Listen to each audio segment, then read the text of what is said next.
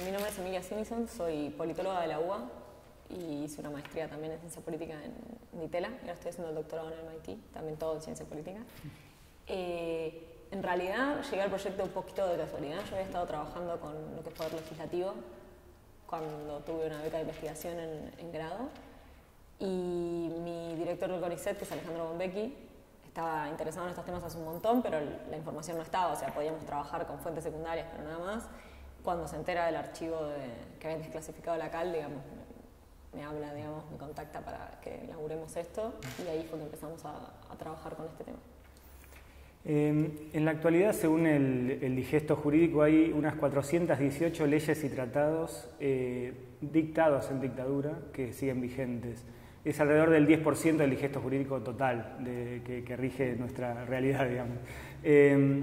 Entre ellas está, bueno, el régimen penal juvenil, la ley de entidades financieras, la ley del personal de la policía. ¿Cómo crees que nos afecta que estas leyes sigan vigentes en este momento?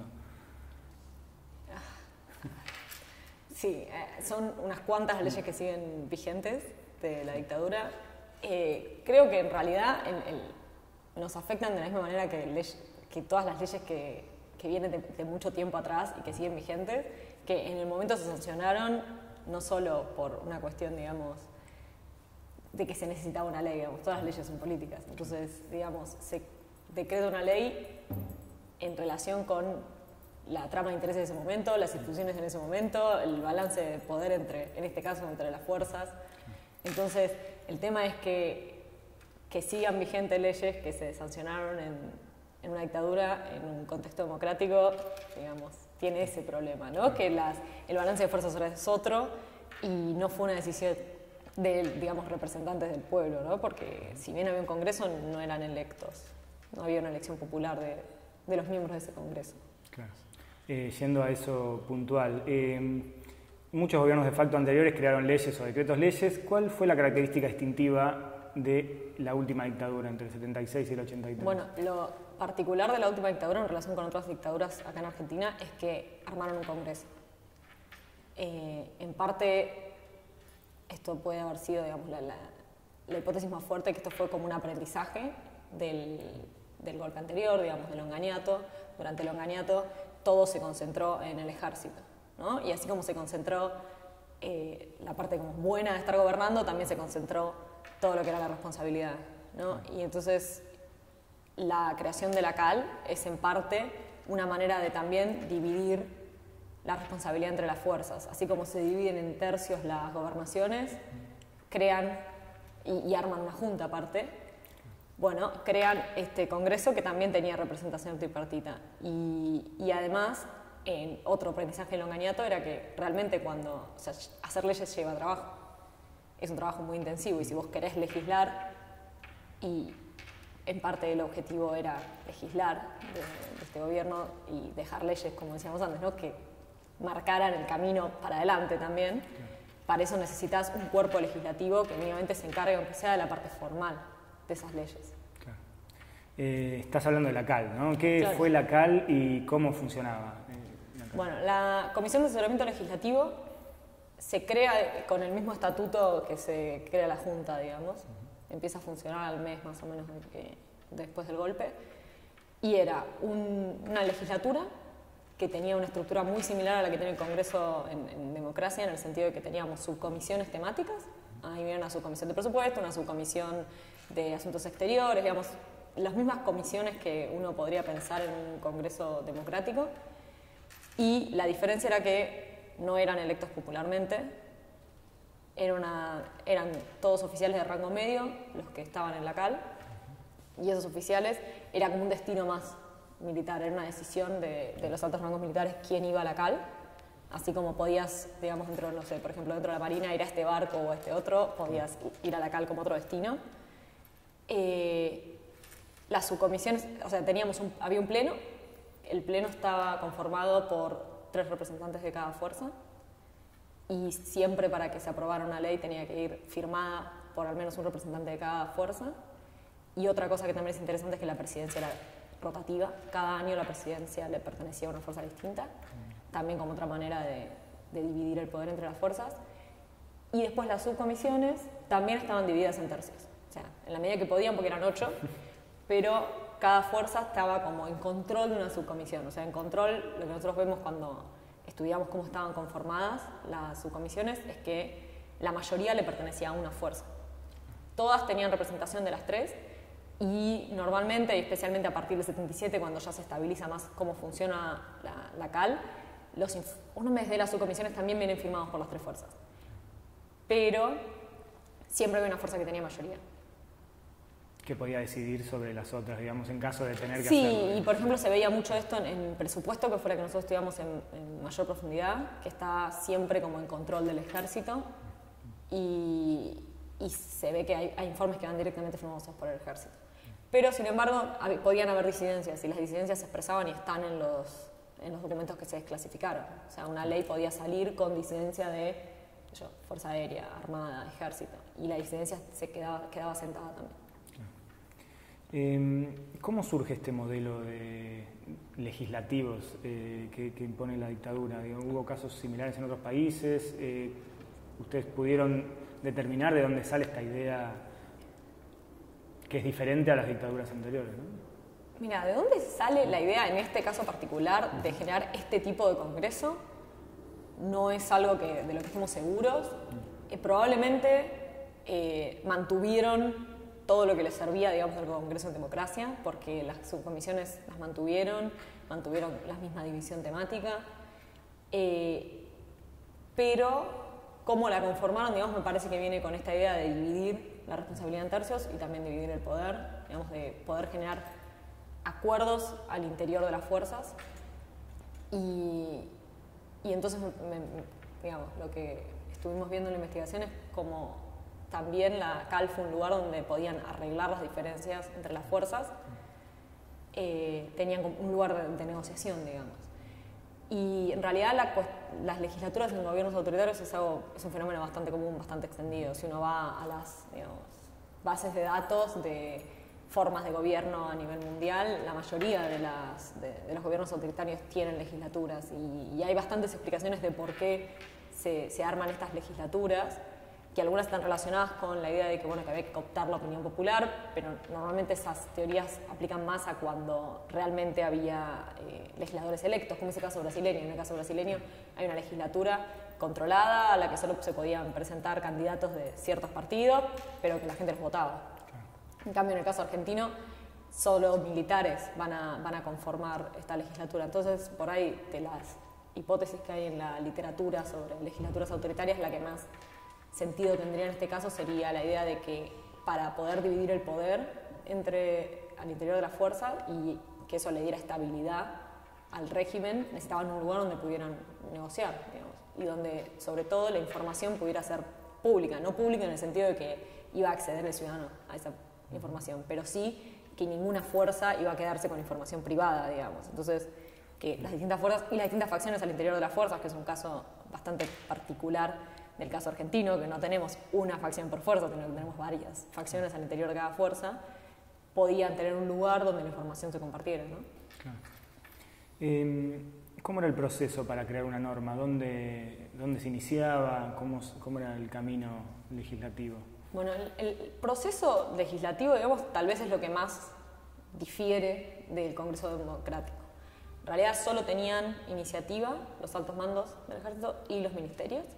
Entonces no había leyes de los legisladores, digamos. Las leyes venían de los ministerios, eran todas leyes del Ejecutivo, los proyectos. Ingresaba el proyecto, los proyectos eran enviados de los ministerios. El proyecto se dirigía a la subcomisión que correspondía por tema.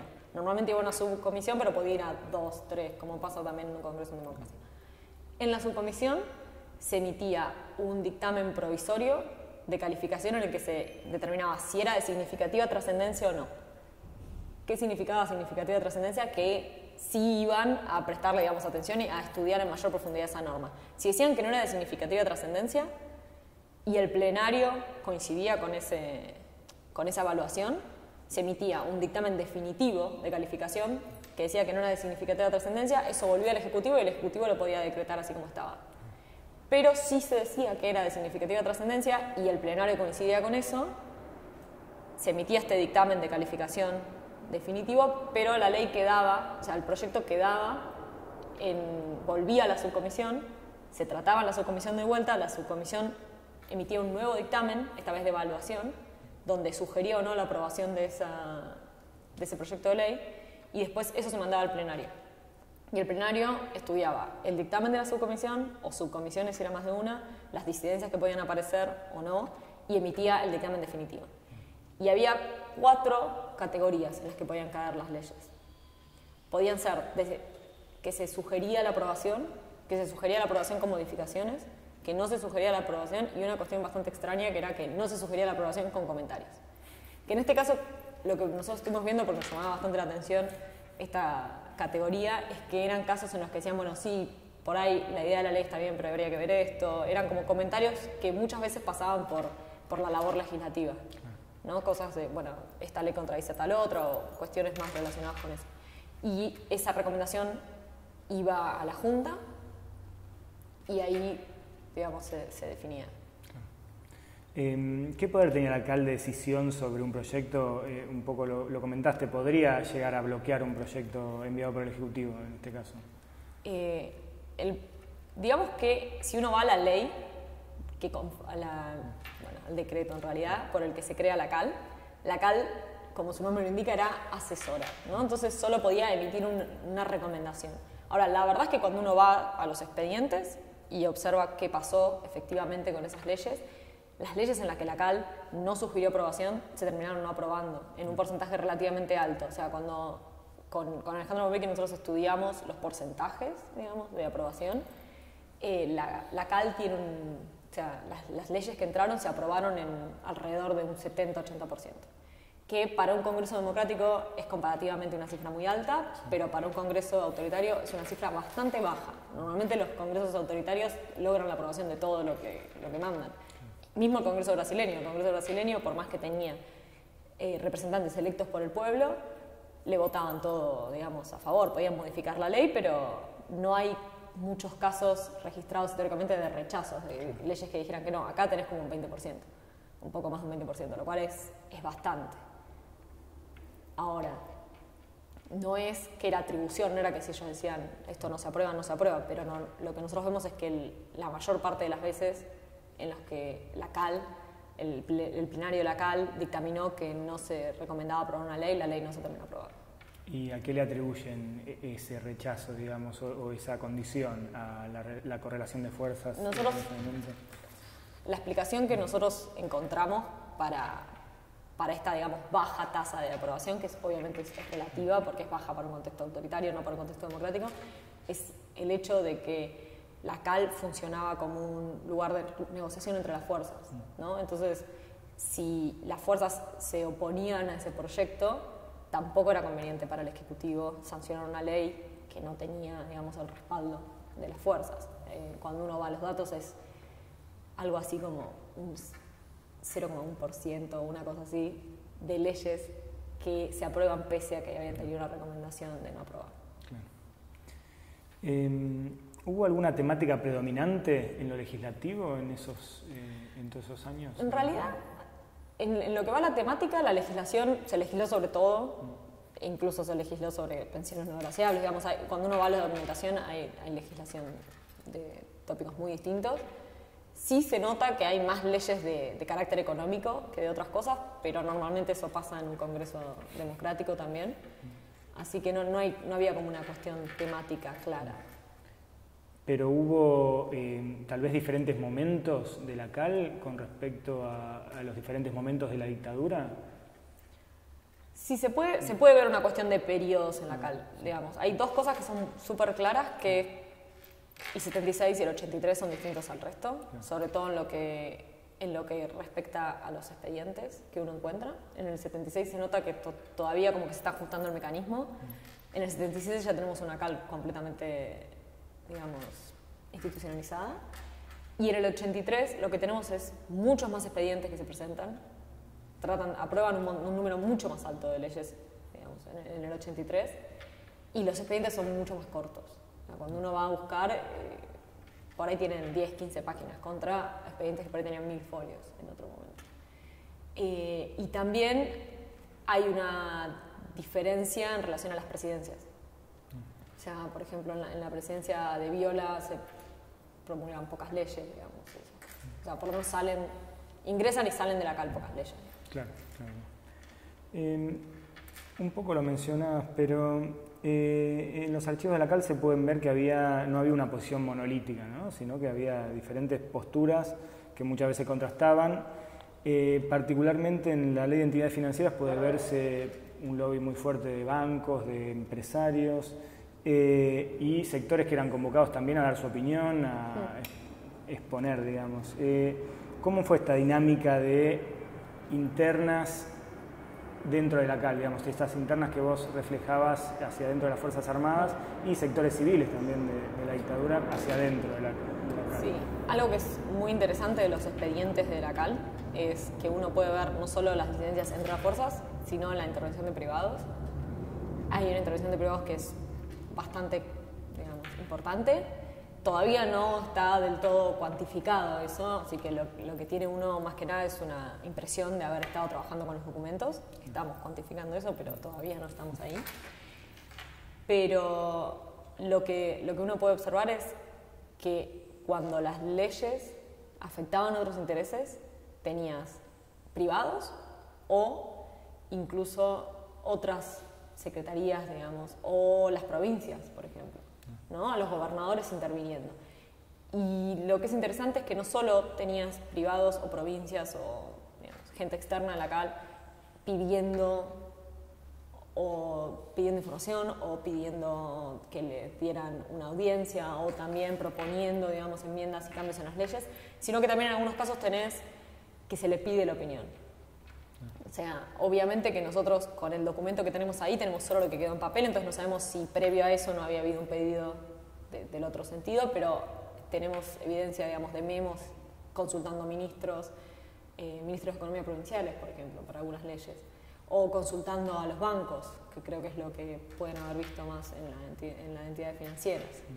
Entonces sí, la verdad que es un tema que es interesante, que estamos trabajando, pero todavía no tenemos como mucha información digamos, procesada, tenemos juntada la información pero no procesada, hubo bastante interacción, digamos, de privados. ¿Funcionó la CAL como un contrapeso un contrapeso militar a otros sectores del proceso, sectores civiles tal vez, como se veía un ala empresarial tal vez definida por la figura de Martínez de Hoz, y se veía estos choques también adentro de la CAL por cuestiones como la Ley de Entidades Financieras? ¿Puede haber funcionado con un rol similar o de buffer, digamos, de algunas disputas?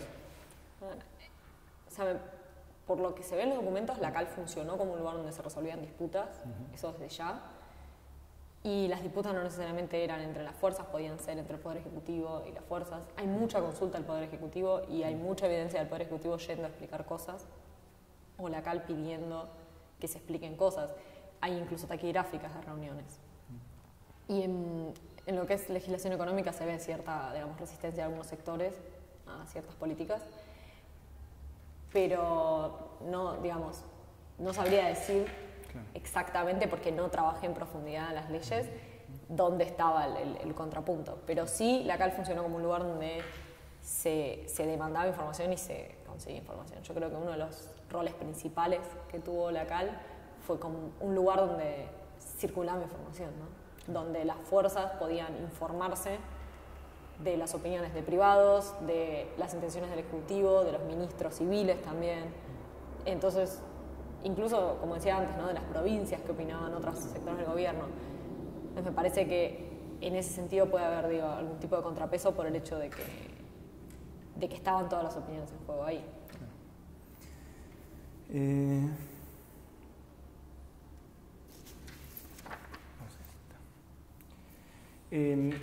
Bueno, justamente la CAL fue un organismo militar, ¿no?, integrado por militares.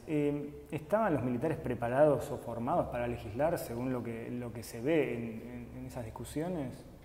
Mira, en relación con la capacitación, digamos, que podían tener los militares para ocupar esos puestos, se ven dos cosas. Por un lado, hay una fuerte, digamos, presencia de lo que son militares con alguna otra formación.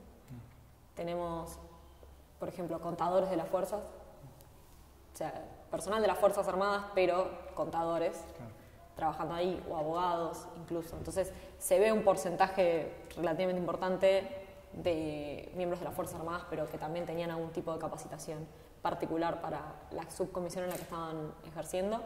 Y también tenemos todos los asesores civiles que siguieron trabajando, que en los expedientes se los ve muy de vez en cuando, en las taquigráficas aparecen a veces o mandando algún memo, pero no se deshicieron, digamos, del personal civil.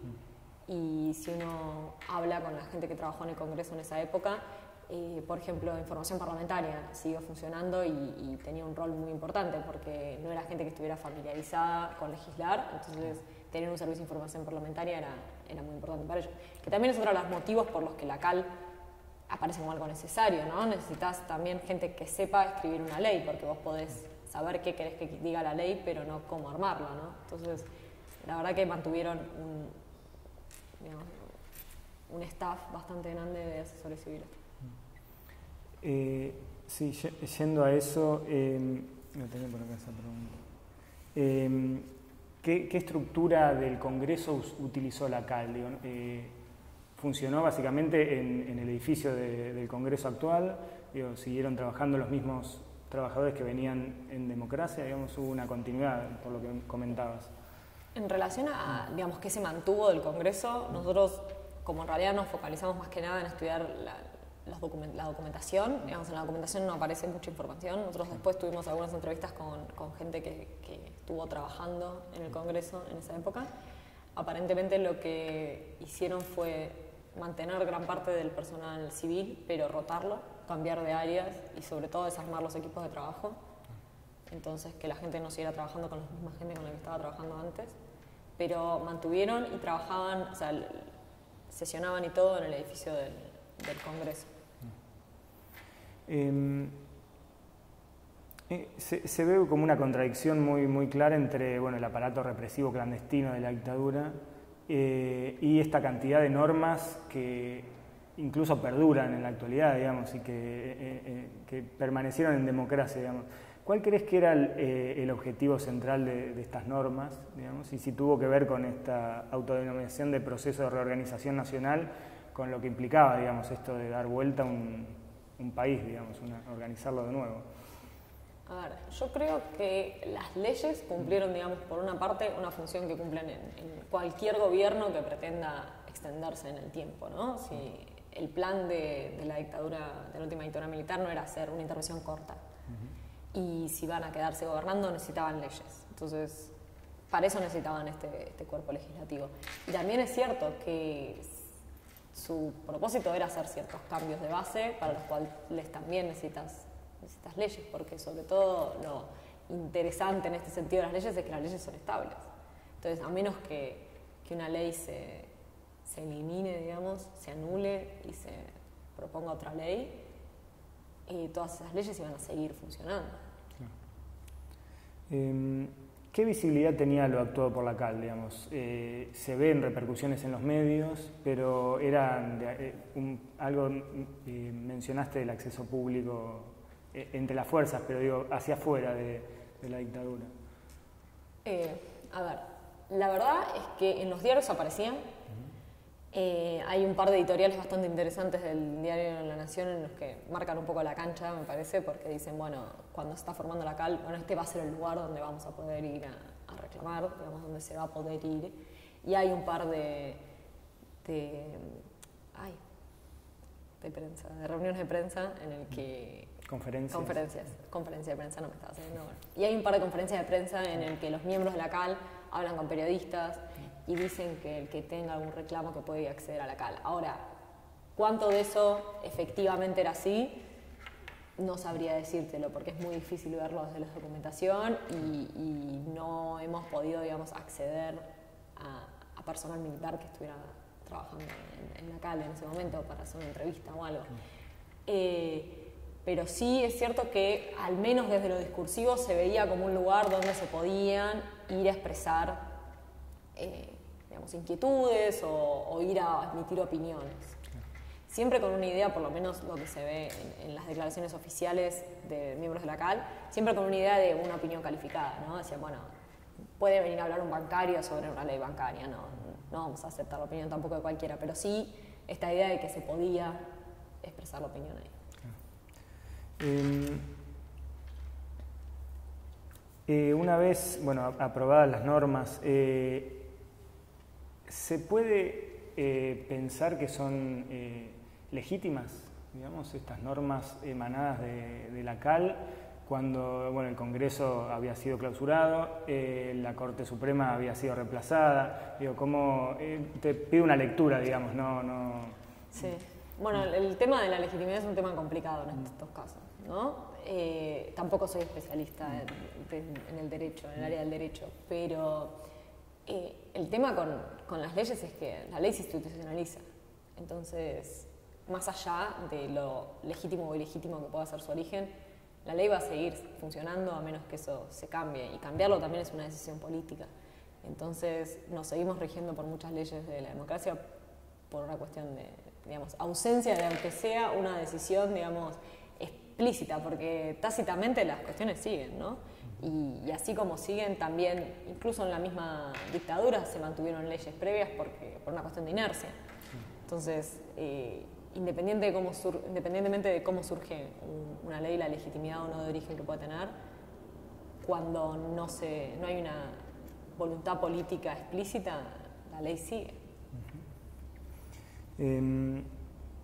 Por último, te quería preguntar si crees que tiene relevancia, digamos, revisar toda esta normativa de la dictadura y, no sé, si crees que es importante cambiarla para vos. Digo, ¿cómo es tu postura sobre el tema?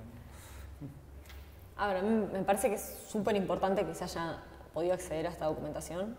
Me parece que eso no solo sirve para el historiador, que obviamente los historiadores y la gente que tenemos cierto interés por la historia política estamos muy, muy contentos de que eso esté, pero digo, me parece que tiene una importancia mayor a eso, tiene una importancia política y tiene una importancia, digamos, incluso para la persona que no estaría interesada en esa documentación, porque es una información de la que todos deberíamos tener derecho a acceder, y de hecho está desclasificada y se puede, digamos, no es fácil, pero se puede acceder. Y en ese sentido me parece que es súper importante que se vea, que también leyes que siguen funcionando se vea de dónde vienen, porque tal vez no es tan fácil, con la ley funcionando hace tanto tiempo, ver a qué intereses sirve, y es mucho más fácil ver eso cuando uno ve, digamos, quiénes la formularon y con qué intenciones, y eso... Por eso es muy, muy interesante la información que tenemos en esos expedientes. Están expresadas las opiniones. Guardaron todo. O sea, eso es algo que uno no puede dejar de sorprenderse cuando ve esa documentación. Está todo. Están las tarjetas personales de la gente que pedía entrevistas. Está todo. Entonces, me parece que es una fuente de información invalorable, ¿no? Y la verdad que el trabajo del archivo, de haber organizado el Archivo General de la Nación, que organizaron eso y lo pusieron a disposición, es un trabajo súper importante, ¿no?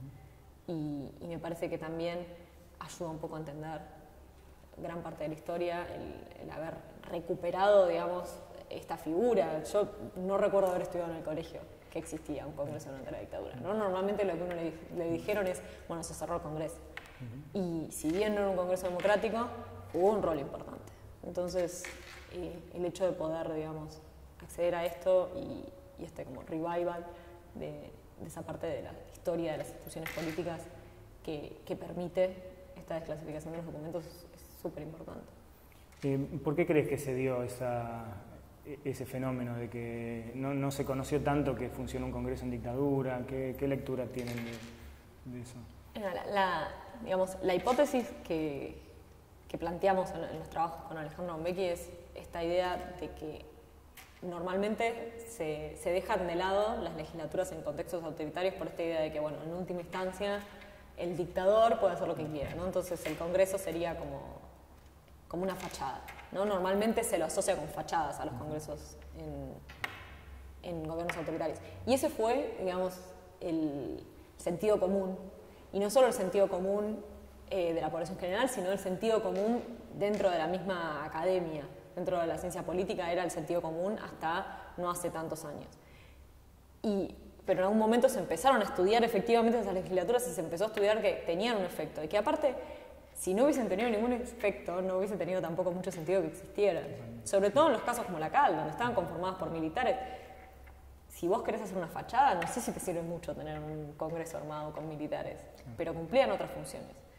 Y eso es algo que se está viendo, digamos, no ahora, cuando digo ahora no digo en los últimos 2 años, pero sí en los últimos 20, 30. Y antes eso se dejaba de lado porque se suponía que en realidad no importaba porque el dictador hacía lo que quería. Pero si la gran mayoría de las dictaduras tuvieron algún tipo de legislatura es porque cumplía algunos roles. Entonces, me parece que es importante que estudiemos qué rol cumplían, ¿no?